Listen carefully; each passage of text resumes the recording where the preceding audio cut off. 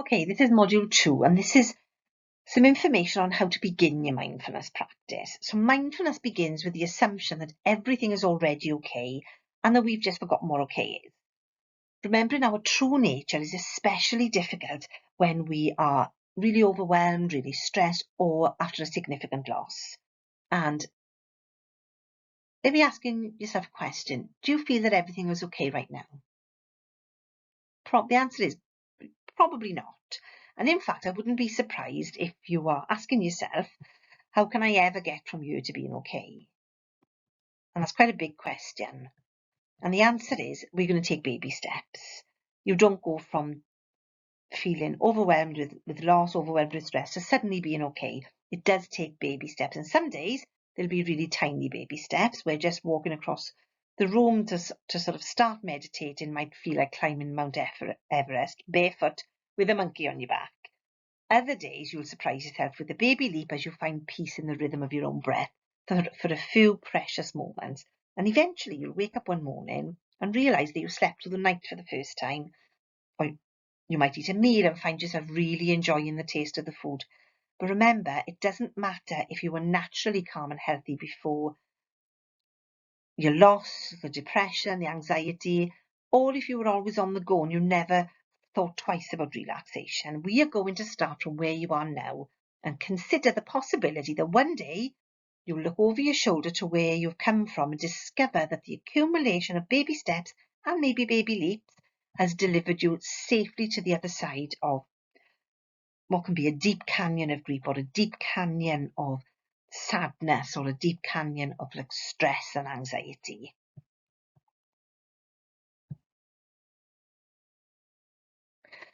So what to expect from a mindfulness practice then? So the first time that you reconnect with your body, you may feel as though you're meeting a long lost friend. The reconnection might be bittersweet, but as you learn to pay attention to the present moment, you'll move beyond the story of who you think you are and open yourself up to the truth, to the reality of who you are. Yes, you might feel lost, you might feel confused, you might be feeling vulnerable, maybe you feel devastated, but you're actually still intact. The truth is, your body's not destroyed. The essence of you isn't destroyed, it is still there. And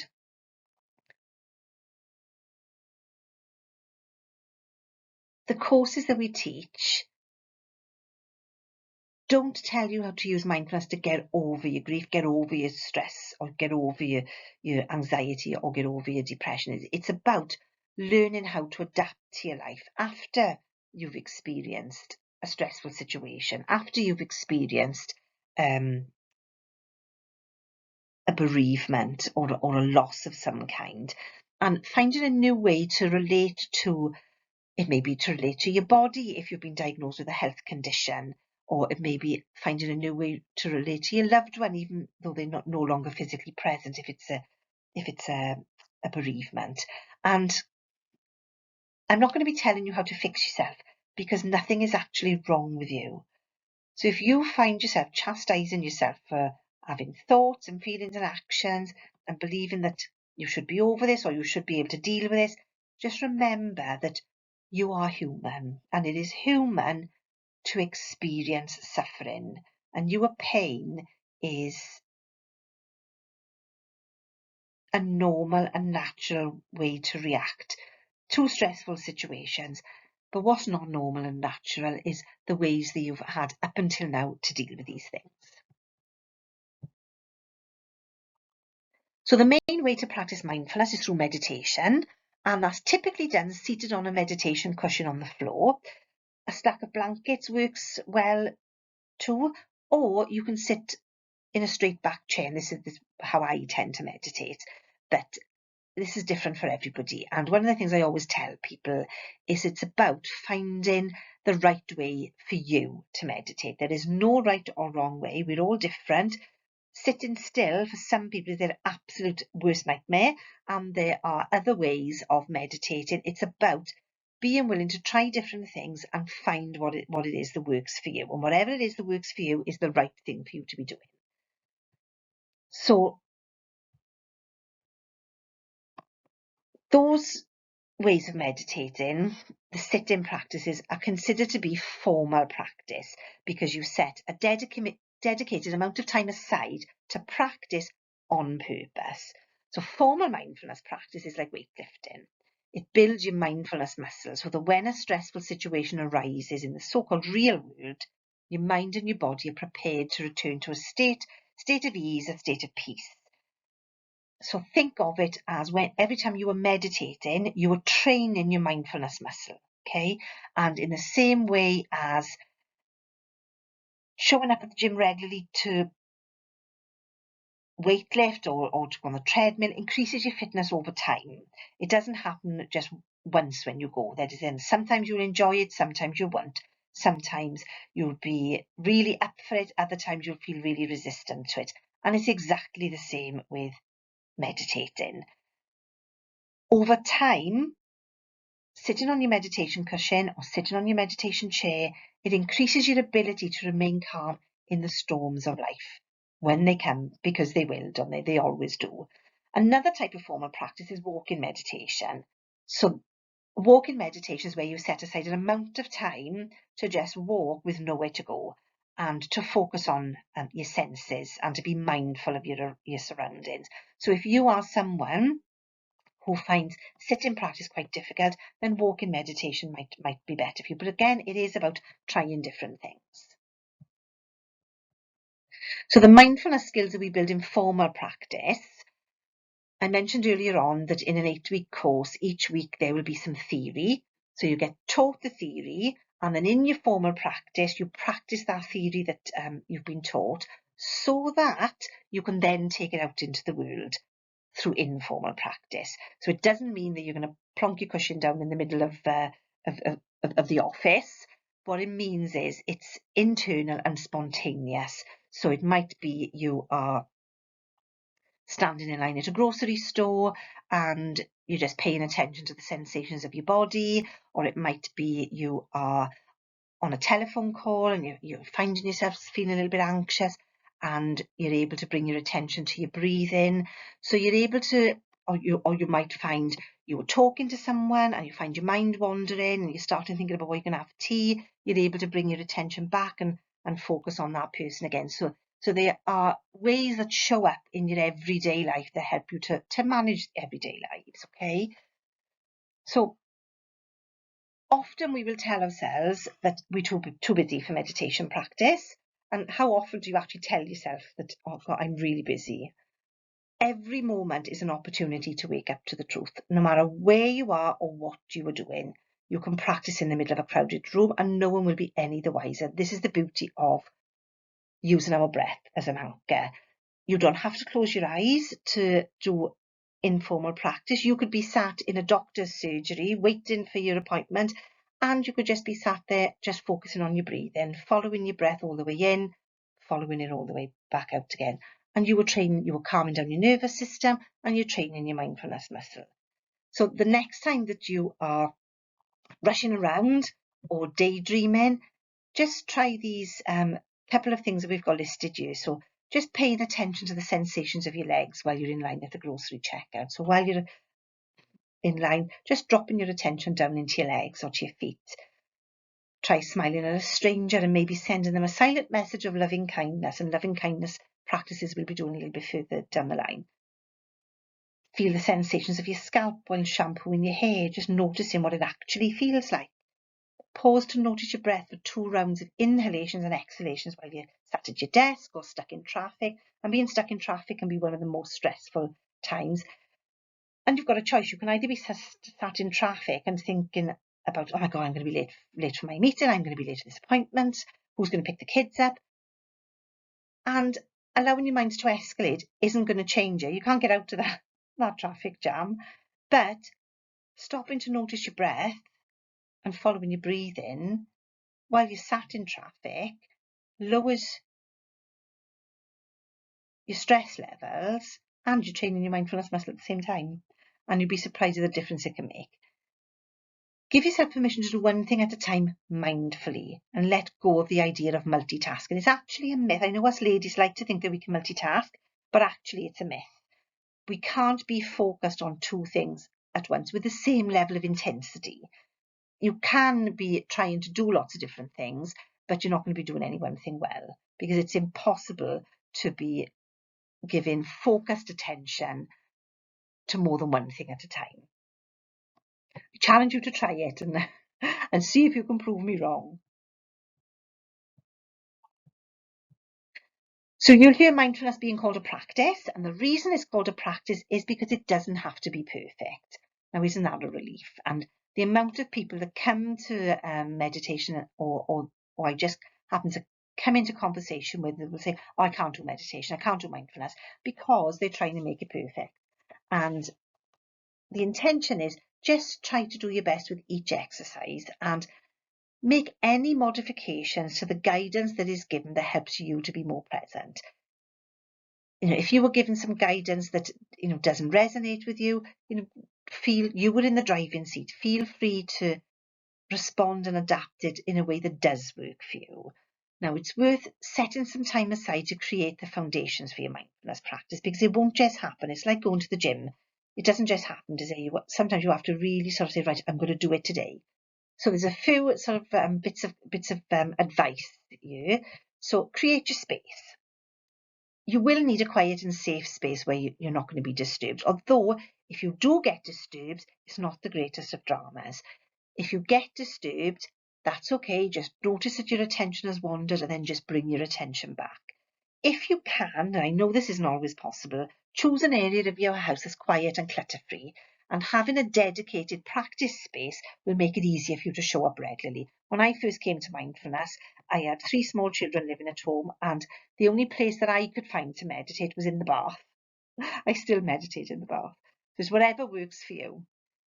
Gather props that will support you in your practice. So a straight back chair, meditation cushion, or firm folded blanket. It's worth having 2 or 3 extra blankets for warmth and support. It's surprising how cold you can get in meditation. Timekeeping device, either a kitchen timer or a smartphone app. It's worth having a journal or a writing pad to make some notes, perhaps of anything that comes up for you in your meditation practice. You might want to have a pen or a pencil or crayons by the side for any journaling. And then scheduling time to practice. Carving out some dedicated time. As I said, it's like going to the gym. It won't just happen. You have to really put the time aside. And we're aiming to build it up to 20 minutes a day. But if you can only manage 2 or 3 minutes to start off with, it's more about building this into your day-to-day routines. And once it becomes routine, it's a bit like bump starting a car. It's really hard to get going, but once you get going, it snowballs and gathers momentum, and you'll be able to grow it once you start to feel the benefits of it.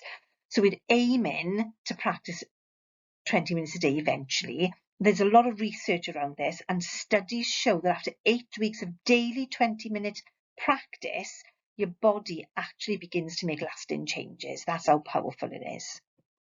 Silencing your phone and electronics. So if you were used to being plugged in during your waking hours, do some experiments. Experiment with turning your phone off during the day. Experiment with turning your phone off during your practice. And if you do choose to use your phone as a timekeeper, perhaps putting it on airplane setting or do not disturb mode would be helpful. And dressing comfortably. If possible, wear loose and comfortable clothes. Dressing in layers, because your body will probably cool off as it relaxes, so then you can put some more things on, or having a warm blanket. And there's nothing worse than sitting to practice and you're feeling really uncomfortable. So it's worth thinking about those things before you even start to bring in your practice into your life. So some frequently asked questions then, and these are things that often get brought up during meditation or when people first come to meditation. What if I fall asleep? And often this can be why people resist doing meditation. I can't do meditation because I fall asleep. Grief and stress can make your body feel really, really tired. And if you fall asleep during a practice, simply allow sleep to happen without judgment. It is probably what your body needs. And just allow that to happen. What do I do if I get distracted? You will get distracted. Your mind will wander. We have something like 80,000 thoughts a day. Often when people come to meditation as well, another thing that people say is, oh, I can't meditate because I can't quieten your mind. That is not the object of meditation. It's a myth. We have 80,000 thoughts a day. Our minds will wander. In mindfulness meditation, it is more important that you just notice that your attention has wandered, or you catch yourself noticing that it's wandered, and then bringing your attention back to your breathing. It's really important that you don't beat yourself up for it, but just, oh, there's my mind wandering again, and then just bring your attention back. And each time you bring your attention back, you're actually training your mindfulness muscle. What do you do if your emotions become overwhelming? Think of your breath as your safe harbour. If you can keep your awareness focused on your breath while you're experiencing emotions, that's you walking the middle path and observing your emotions without letting it overtake you or running away. Remember to always practice self-compassion and know that you can open your eyes and end the practice if it becomes too much. If it becomes too overwhelming, you can bring yourself out of it. Sometimes people ask, is there something wrong with me if I'm not experiencing strong emotions? Because often people do if they are grieving or if in depression. You don't have to cry to experience grief. There is a continuum of reactions to grief. Sometimes people cry when they're stressed because they're just so overwhelmed. And, there is nothing wrong with you if you don't experience strong emotions. There's a continuum of reactions to grief and stress. At one end, you have intuitive grievers or stressors who experience either the stress or the loss on a deep emotional level and may experience the grief or the loss through crying and sharing their story, or through being, highly emotional when they're stressed. And on the other end are instrumental grievers or stressors who focus on the cognitive aspects and engage in like problem solving activities. So they might become over busy trying to solve the problems. And the reality is we all lie somewhere along that continuum, and we experience grief and loss and stress as a blend of the two styles with a tendency to veer towards one or the other. Now, hopefully that's answered some of the questions you might have. If you have other questions, please feel free to reach out and ask them. Okay, so let's have a look at the actual practices then. So the most recognised mindfulness practice is seated meditation. And we've already discussed the importance of having a dedicated space for your practice. So now let's look at how to sit when you meditate. Now this can either be on the floor or on a chair or a bench. There's no right or wrong way to sit as long as your body feels supported, comfortable and safe. Since comfort and discomfort are both temporary, you might as well try to start off as comfortable as you can. The reality is that no matter how you sit, you will experience discomfort from time to time, and that's okay. But as you increase mindful awareness, you'll also increase awareness of the tension that you hold in your body, and you might find that tension will naturally release just because you're observing it. Just often tension, just when you notice it, you'll find yourself relaxing. But if it persists and it distracts you from your practice, you don't need to struggle or suffer. If you decide you need to shift your position, just use it as an opportunity to move mindfully and allow yourself to do whatever it is that you need. Remember that you can choose to respond rather than react, and you might learn a little bit about yourself in the process as well.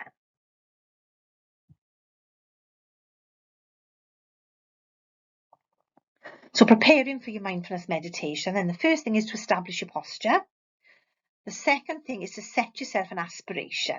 So setting yourself an aspiration for what you want to get out of the meditation. So it might be, my aspiration is I'm going to follow my breath. And then practicing your mindful meditation. And then the last thing then is to close your practice mindfully as well.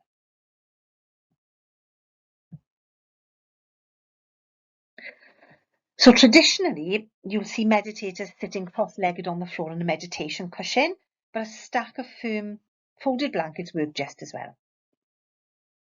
There are 7 points of contact that will help you to create a stable and relaxed sitting posture. And instead of taking a contrived, really rigid seat, imagine that you can sit with what we call relaxed dignity.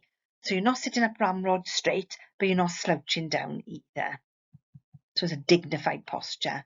So your legs, you can either cross your legs in front of you or just above your ankles, or shift one leg in front of the other so that they remain uncrossed. Your knees should rest on the floor and your hips should always be above your knees so that your lower spine can retain its natural curve. Now, if your hips feel tight and your knees don't reach the floor, just place a rolled up blanket or towel underneath each knee and adjust the height of your seat until you feel supported. Let your arms just rest naturally on your thighs with your palms up if that's comfortable for you, or palms down.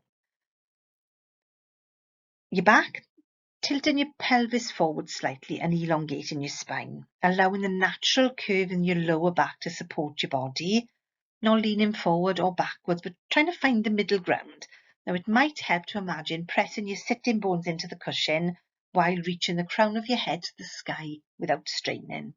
Or sometimes it said, imagining that there's a string attached to the top of your head, pulling you up.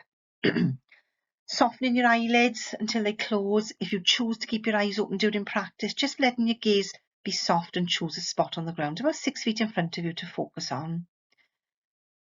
Your jaws and your teeth. Your jaws can often become quite tight, so relaxing your jaw and leaving space between your upper and your lower teeth so you're not grinding. Your lips should be parted just enough to slip in a grain of rice. Then resting your tongue gently behind the top front row of your teeth. Head and shoulders, tucking your chin slightly so your head feels level. Imagining that your shoulders can soften, drop away from your ears. And if you've got a tendency to hunch forward, raise the heart. Raise the heart center of your chest just very, very slightly. And then sitting in a chair. If you find sitting on the floor to be a constant battle with your body, give yourself a break and sit in a chair. I don't find it comfortable sitting on the floor. I meditate in a chair. Most of us are not accustomed to sitting in the locust position, but that shouldn't be a hindrance to your practice. Just because you can't sit like that doesn't mean you can't meditate. If you choose a chair, try to avoid leaning back against the backrest and instead mindfully holding yourself upright just as the guy is in the picture. Let your feet be flat on the floor and your knees bent at right angles. If your feet don't touch the floor, just placing a blanket or a book or a yoga block beneath them for support, and then follow the steps that were in the last slide. Lying on the floor, so lying in what's called supine position with your legs outstretched if that's comfortable for you. If it's not, bend the legs at the knees and place your feet flat on the floor. Now, you might want to put a rolled up blanket or a cushion at the base of your lower back and underneath the neck for some support. If you, sometimes you might want to put some behind the knees as well. Some people find that comfortable. Placing your arms either by the sides or flat on or the palms flat on your belly, whatever is most comfortable for you. Setting an aspiration for your meditation practice will help you to stay motivated and focused. Aspiration is different from expectation or desire. It's more open and it's free and it's not tied to any specific outcome. And some examples might be, may this practice bring me closer to the truth. May this practice help me and all beings to be happy, safe and free from harm. May this practice open my heart so that I might meet all beings with an attitude of loving kindness. Or something like, may this practice bring stillness to my body and mind. Or there might be something that really resonates with you. If you set an aspiration and your mind is still full of rambling thoughts, recognize that you succeeded in practicing right thought just by simply setting your attention, and that's a victory in itself.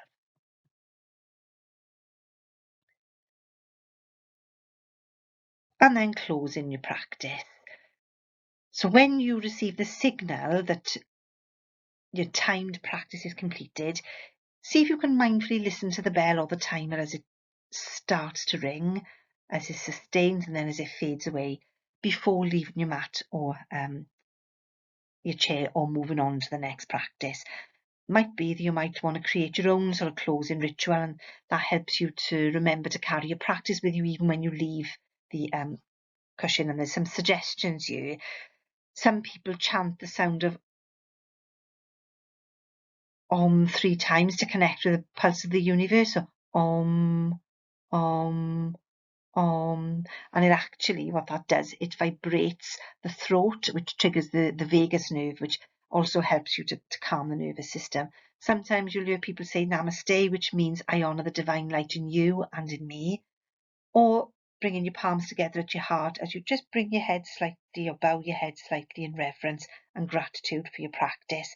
Or there might be something else that is more comfortable for you. So whatever it is that that you find is fitting is the right thing for you to do.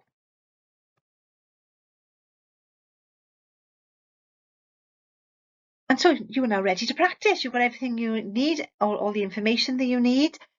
So beginning with just 10 minutes a day. It's actually now in NICE guidelines, I mentioned this earlier on, that Mindfulness 8-week course, Mindfulness-based stress reduction, is being recommended now as the first line in treating anxiety and stress and depression. Research shows that learning the skills of mindfulness and meditation and practicing for 20 to 30 minutes every day over an 8-week period is as effective as antidepressants for many people in the treatment of ongoing depression. But beginning with 10 minutes a day, you will need to establish new routines. It won't just happen. And as I said earlier, even if you begin with a few minutes, it's a start. It's a start in your journey, and it is a lifelong journey. And so you're ready to practice. There are some simple practices here for this introduction to mindfulness, busting the myths of mindfulness to get you started. And your next step then is, once you've worked through these, would be to go on and do the Mindfulness for Stress 8-week course, which you should have access to. If you don't, or you want to find out more about it, then please drop me an email so that I can give you information on how you can access that. Good luck with your practice.